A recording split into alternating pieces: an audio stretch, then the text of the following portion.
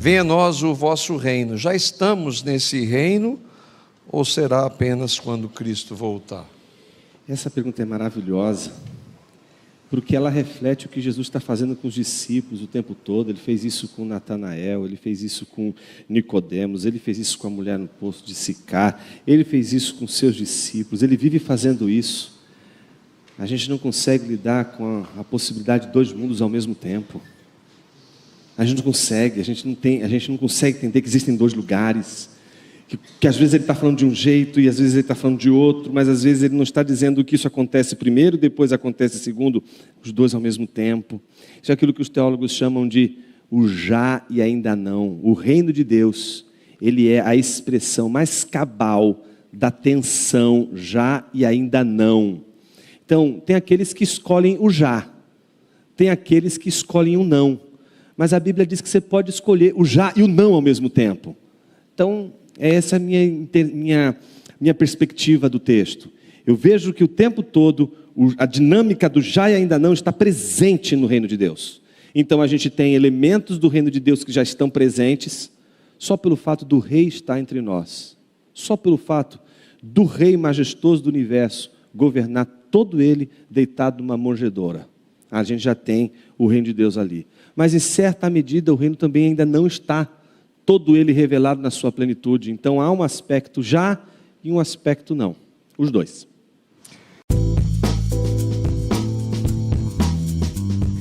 Você falou da oportunidade de Judas. Como conciliar essa oportunidade com a soberania de Deus? A pergunta se dá porque os críticos da compreensão reformada das Escrituras dizem que esta crença faz dos homens meros robôs. A interpretação pode ser de uma determinada corrente que pensa dessa forma e que está longe de ser hegemônica, está longe de ser a maioria. E está longe de ter o testemunho também da grande tradição. Judas, ele sempre foi e sempre será uma grande questão para nós crentes, como também foi Faraó, certo? É que as pessoas às vezes esquecem. Faraó era bonzinho, né? Um doce de pessoa, pessoa amorosa, né? Carinhosa. A gente esquece que os seres humanos, que eles realmente são. A gente esquece que nós estamos numa condição de condenados, né? Então, quando a gente vê situações em que, como o caso de Judas, como o caso do Faraó, são aquelas questões que a gente sempre se coloca sobre a soberania de Deus e ao mesmo tempo a responsabilidade dos seres humanos, a gente se pergunta, mas e nesse caso, onde está a responsabilidade de Judas? Onde está a responsabilidade, né, de Faraó? Tudo isso faz parte desse grande mistério que envolve a história da redenção e que a gente precisa distinguir em dois tipos. Existe o mistério que é, sabe aquela fuga? Aquilo que o C.S. Lewis chama de cristianismo água com açúcar. Água com açúcar é calmante. A pessoa quando está muito, né, tá muito nervosa, toma uma aguinha com açúcar para ficar calma. Então a pessoa pintou uma situação como essa. Ai, Judas, como é que faz? Ai, será que eu tenho? E esse negócio de eleição? E esse negócio de predestinação? A pessoa fica tensa. Aí dá um calmante para ela. É mistério, irmão. Aí a pessoa, ai, puxa, ainda bem. Então é o mistério que é uma espécie de para de pensar essas coisas, não é que essas coisas são muito complexas, você não vai resolver nunca isso é um mistério de Deus, você não entende essas coisas e vive a vida, seja feliz. Só que existe um outro mistério que não é a afirmação da irracionalidade, que é algo irracional. Não, há uma racionalidade, há um enredo, há motivos, há razões, mas a gente não consegue explicá-las de modo satisfatório. O que isso significa? Que todas as vezes que a gente vê uma ação como essa, que coloca em xeque as nossas explicações da responsabilidade, da soberania de Deus, da liberdade, da vontade, essas questões todas, quando elas entram em xeque, quando elas são colocadas em questão diante da gente, a gente lida mal com elas, porque todas elas são fundamentadas em teodiceias. O que são teodiceias? Teodiceias são todas as nossas tentativas de justificar Deus. É porque uma teodiceia só existe porque você já colocou Deus no tribunal e ele já está no banco dos réus. Ele já está ali. Você já condenou Deus naquela situação. Então você não consegue perceber que ele tem uma razão. Então toda a Teodiceia é dizer, olha, eu estou apresentando uma justificativa por que esse mundo, apesar de todos os mundos possíveis, era o mundo melhor que Deus ofereceu para a gente. Não teria um mundo melhor do que esse, não. Não chora. Você não ia conseguir fazer uma coisa melhor do que essa.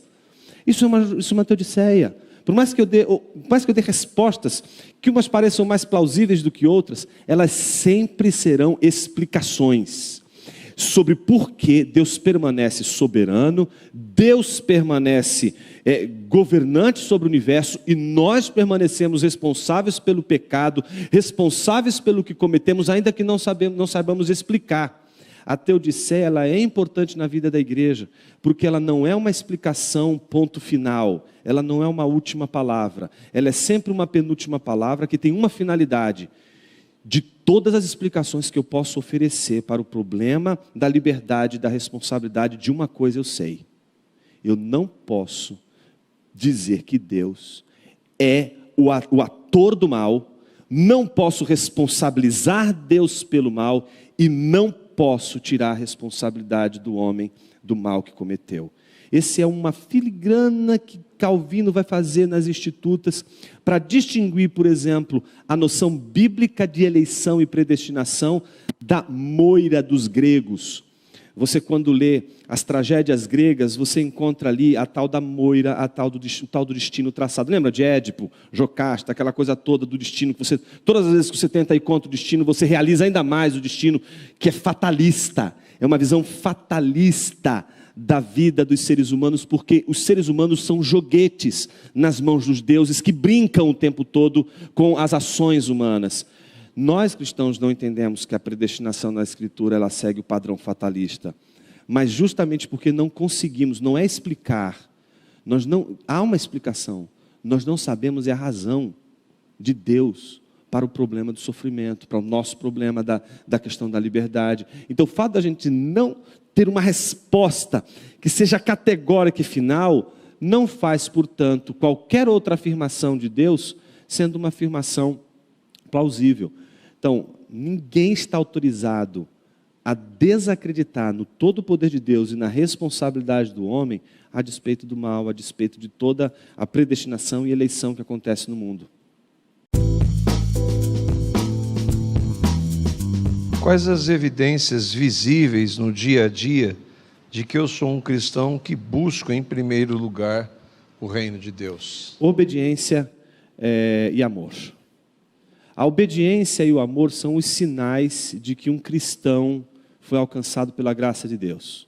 Então, o amor e a obediência não é a causa da sua salvação, é fruto dela, é resultado dela.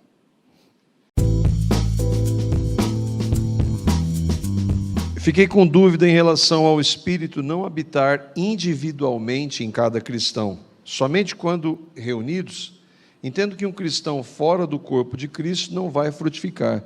Porém, o Espírito não age individualmente também? Então, a própria pergunta da pessoa tem a sua resposta.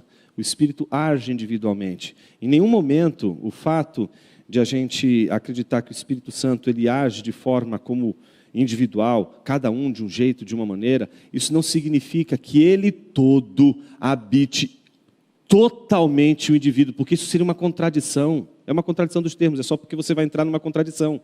O problema é que se você afirmar que o Espírito todo habita em você, você entrou numa contradição. Você acabou de dizer que um ser que é eterno, um ser que é incorpóreo, acabou de habitar você.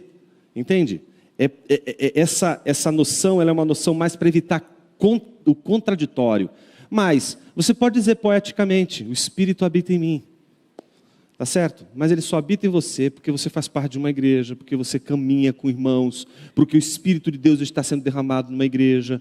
Veja, olha como essa visão ela é individualista do Espírito Santo, ela é nociva, ela é agressiva. Não é? A gente não pode viver desse jeito. O Espírito Santo ele nos provoca a vida em comunhão. Olha como isso acontece, por exemplo, quando a gente trata lá da questão do fruto do Espírito. Né? Você tem lá as obras da carne, aquelas coisas deliciosas que a gente faz na vida, e o fruto do Espírito. Certo?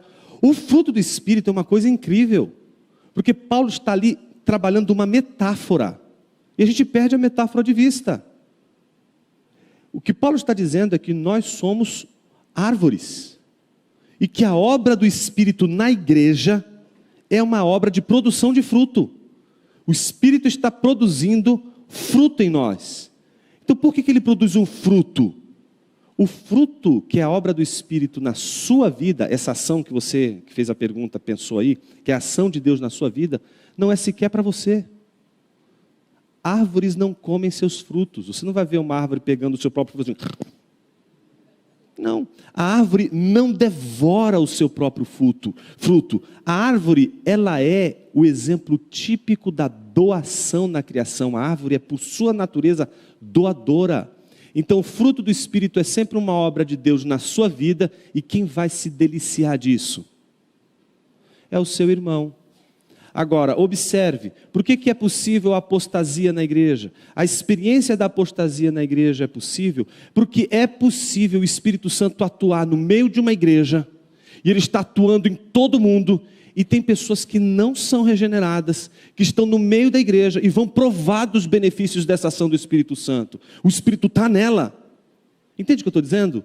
Ela prova de tudo que está ali. Ela consegue provar do diálogo, ela consegue ter a linguagem, ela consegue ter o jeito, ela consegue até provar dos benefícios que o povo de Deus nutre na hora que o Espírito Santo está ali regendo toda a igreja. Mas isso faz de uma pessoa regenerada?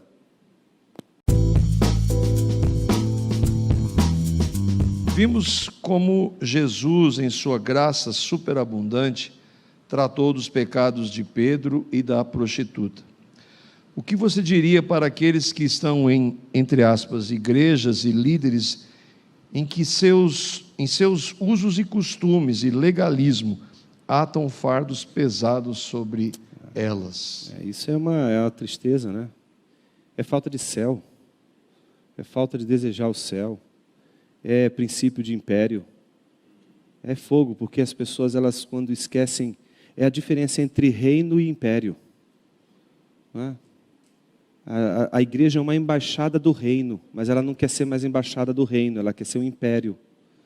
E aí quando você torna a igreja um império, você tem que ter mecanismos, não é, para manter o voluntariado. Você não tem mais discípulos, você tem só voluntários. Então o voluntário não é visto como um discípulo, como alguém que tem que ser acompanhado, cuidado, amado. Ele é uma mão de obra. Não está lá simplesmente trabalhando, não faz parte de nenhum movimento discipulado na igreja. A igreja virou um império, é só crescer, construir, e vai, e não tem preocupação com a vida das pessoas. Então, boa parte dessa experiência, ela gera mecanismos de controle. O legalismo é um forte movimento de controle das pessoas. Porque se você começa a regrar e a vigiar com base nessas leis e simplesmente no moralismo, você cria uma casta na igreja. Todas as igrejas embebecidas de legalismo, elas sempre têm a casta dos santos e a casta dos crentes tortuosos. Aquele crente meio, meu Deus, como é que é a história desse cara, como é crente? Jesus salvou, meu Deus. Mas aí você vê aquele outro grupo, todo cheirosinho, perfumadinho, né? Eles todos tão bonitinhos. Não é que são bonitinhos, é que ninguém descobriu ainda.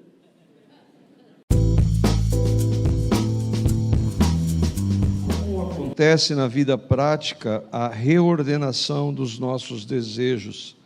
Como viver nesta vida experimentando desejos tão profundos? Essa é a pergunta mais importante do dia. Nem todo mundo deseja o céu, sabendo que o céu existe. É por isso que o Lewis é muito interessante, ele responde isso de uma maneira curiosa. Ele diz que todos os seres humanos têm desejo por um lugar. Todo mundo quer encontrar um lugar. Todo mundo quer encontrar um lugar de paz.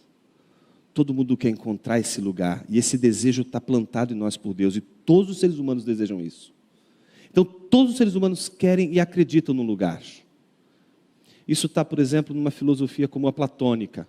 Existe o mundo da caverna, existe o mundo da entrada da caverna. Existe o mundo das sombras e existe o mundo real. As pessoas, elas vão transitar do mundo das trevas para o mundo da luz, onde elas vão conhecer. Só que falta uma coisa. que você não vai encontrar no fundo da caverna de Platão, o crucificado. O Lewis diz que só os crentes que buscam esse lugar como os ímpios, quando encontram um lugar, descobrem que ele é uma pessoa. Descobrem que está centrado numa pessoa. Descobrem que a chave é uma pessoa. E é nesse sentido que todo mundo tem esse desejo de que as coisas nesse mundo não me satisfazem.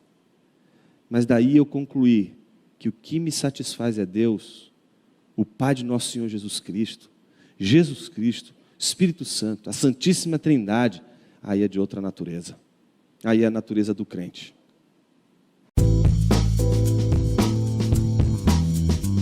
Vimos a finitude dos discípulos. Há irmãos, mesmo entre reformados, que divergem quanto ao momento da conversão deles. Ela aconteceu quando Jesus os chamou, após a ressurreição, ou nós não podemos saber? A pergunta ela é legítima. Eu entendo que falar de conversão com os discípulos é também extremamente complicado, porque a gente trabalha a conversão com as categorias de fé e arrependimento. Então, todas as vezes que a gente define conversão como fé e arrependimento, o que a gente vai procurar nos discípulos? Fé e arrependimento. E onde está fé e arrependimento neles? Então, quando você encontra neles fé em Jesus Cristo e arrependimento dos seus pecados, você encontra os sinais da conversão. Então, você vai ter, como a própria pessoa disse aí, aqueles que vão acreditar que eles eram convertidos, outros que vão dizer que não. Agora, o que me parece que é inadequado enquanto argumento é você, por exemplo, porque Pedro negou a Jesus, ele não poderia ser convertido.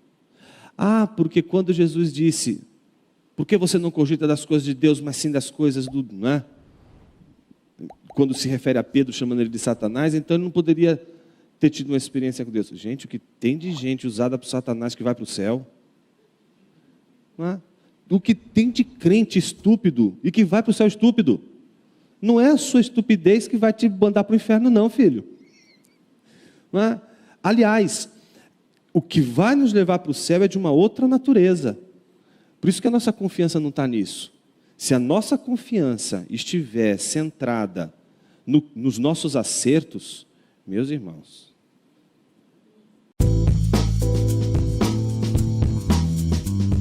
a gente está numa conferência da fé reformada. A célebre frase, no essencial unidade, no não essencial liberdade e em tudo amor, é comum no evangelicalismo atual. Diante disso, a questão é, as doutrinas da graça são essenciais ou não? São totalmente essenciais, não dá para a gente negociar. A gente pode, talvez, discutir traços, interpretações que possuem nuances, mas qualquer negação da obra salvífica de Jesus Cristo, qualquer negação da graça salvadora, ela implica não só uma questão para a saúde da igreja, ela implica algo essencial, ela não é uma questão secundária. E aqui eu preciso fazer essa distinção, porque senão ela fica vendida. O que acontece, basicamente, as pessoas dizem que o essencial é o credo. O credo apostólico seria o essencial. Mesmo o credo não daria, porque tem crente que, quando chega lá no artigo referente ao descendit ad inferno, que é a descida ao inferno, tem crente que diz que Jesus não desceu ao inferno, e tem gente que é também crente que diz que Jesus desceu ao inferno. Ou seja, nem o credo apostólico tem uma unanimidade, mas todos concordam que de todos os credos, o credo apostólico é o que mais apresenta os elementos essenciais. O problema é que o reformado entende que o credo sozinho não é apenas o essencial. O essencial também diz respeito às doutrinas da graça. Então é por isso que acaba a fé reformada, quando determina o que é essencial, ela ser vista inclusive como antipática. Porque ela vai chamar de essencial aquilo que no contexto evangelical o outro vai dizer que, não, mas isso é uma questão de interpretação. Não é uma questão de interpretação. Os reformados entendem que as doutrinas da graça, elas não são sequer calvinistas, elas são bíblicas, elas estão na Bíblia. Então, esse é que é o problema. Então, às vezes fica uma situação do tipo, isso é chatice de calvinismo. Não, isso é o que está na Bíblia. Esse é o ponto. Então, a pergunta é como é que as outras visões vão lidar com as doutrinas da graça? Porque elas também não podem negar. O problema é como elas vão abordar. E aí é que mora o perigo. Eu entendo que qualquer pessoa que nega que a salvação é feita por Jesus Cristo, ela está negando um elemento essencial.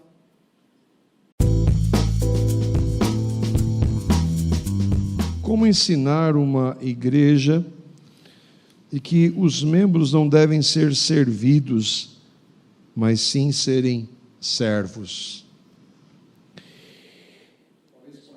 Sim, né? Porque claro. você tratou biblicamente aqui. Fazendo exatamente o que Jesus fez. Se os líderes da igreja não derem um exemplo,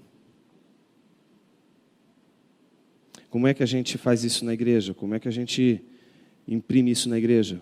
Pelo exemplo. Por exemplo, a gente vai abrir uma reunião de oração na igreja. Estou dando exemplo, tá? Fictício. E o pastor diz assim, nossa, eu estou sentindo falta que minha igreja tem que orar. A igreja não está orando. Aí dizem, irmãos, a partir de quarta-feira é reunião de oração. Mas ele nunca aparece. Como é que as pessoas vão saber que aquilo ali realmente é importante se ele mesmo não está ali? Entende? Então, com relação ao serviço, é isso. E aqui você me permite explicar aquilo que eu tentei fazer da melhor maneira possível no livro chamado O Custo do Discipulado, sobretudo a segunda parte. Naquela segunda parte do livro, o maior objetivo é mostrar que toda uma igreja vai mimetizar, vai imitar a sua liderança. E quando a gente imita uma liderança, a gente não imita o que eles fazem. Esse é o nosso engano. A gente acha que as pessoas imitam modelos na igreja nas ações. Isso aí é o efeito, gente. Isso é o efeito. O que as pessoas estão imitando não é as ações da liderança da igreja. Elas estão imitando os desejos. É o que a liderança deseja, que a membresia vai desejar. Entende? Se a liderança da igreja deseja dinheiro, a igreja vai desejar dinheiro. Agora, se essa liderança deseja o céu, essa igreja vai imitar o desejo pelo céu. A gente não imita só comportamento, a gente também imita desejos. E é aí que a igreja deveria levantar as mãos para os céus, com toda a devoção, com todas as vezes que ela encontra um pastor que ama mais Jesus do que ela mesma. Uma igreja é mais abençoada quanto mais o pastor ama Jesus.